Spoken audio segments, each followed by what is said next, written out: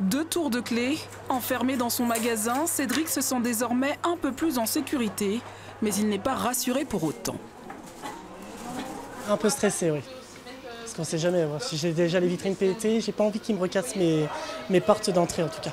Quand on voit, il y en a qui nous font des signes, donc on préfère fermer dans ces circonstances-là. On a eu des insultes, on a eu des gens qui ont tapé sur les vitrines et on a eu des gens qui nous balancent des gobelets sur les vitrines, des choses comme ça.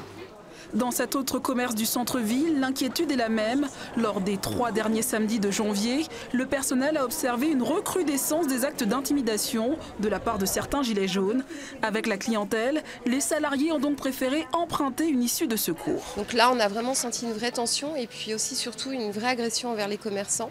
Jusqu'à présent, on ne se sentait pas en danger. On a le droit de manifester, mais là, a priori, la révolte est un petit peu plus intense et on sent que les commerçants sont impactés. Moins 50% sur le chiffre d'affaires du samedi, les jours de mobilisation, selon les calculs de plusieurs professionnels. Aujourd'hui, la clientèle est plus nombreuse, mais elle reste frileuse.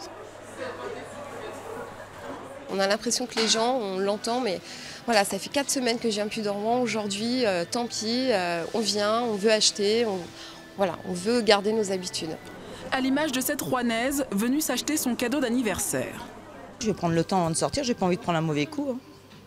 Même si bon, je suis solidaire, mais bon, c'est un petit peu difficile maintenant parce que bon, il veut rien lâcher, donc c'est un petit peu du n'importe quoi.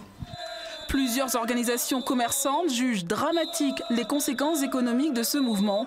Elles demandent à pouvoir travailler dans de bonnes conditions le samedi.